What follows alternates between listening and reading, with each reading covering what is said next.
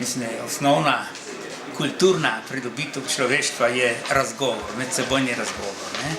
Ker ta pripelje do sodelovanja in sodelovanje seveda pripelje tudi do dobrih rešitev, do rešitev, ki so za vse dobre, ne samo za vse. In kaj menite v bistvu o tej današnji vsebini? Mislim, da je prava, ne?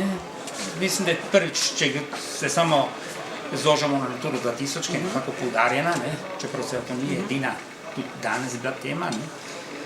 Natura 2000 je danes zelo izpostavljena, ravno zaradi tega, ker je se izkazal nek pristop k urejanju prostora in tudi varstvu okolja, ne?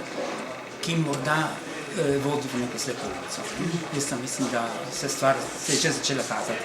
Prvi kontakt, kot je zagovornik, govornik za mano, rekel, mislim, vse bolj se soočamo z nekim pojavom, v katerem neka neustavljiva raketa drvi proti nekem nepremašljivem zidu. Mislim, da je to najslabše. Najslabše je to, da smo se zdaj počasi soočamo z neko situacijo, v katero bomo prišli v zagato. Danes smo že v zagatah. Veliko je zagat. Te zagate sve niso samo zaradi Nature 2000, ki je v bistvu vendarle na nek način birokratski zid.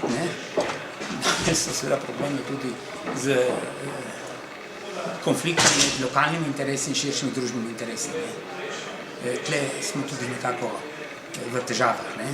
Jaz sem pokazal, recimo v primeru odlagališča tistih odpadkov, kjer bi naenkrat kriterij lokalna sprejemljivost.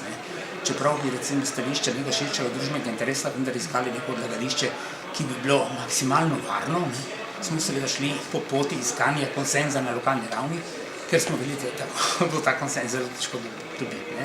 Ampak s tem smo seveda oškodovali širši družbeni interes, ki je interes za splošno varnostjo, za čim večjo varnostjo tega odlagališča, od seveda lokalnega interesa, ki v tem primeru bi nekaj odškodnili in tako naprej. Pa seveda neki občutek, da jedrska energija ni nevarna, ker že imajo izkušnje s tem.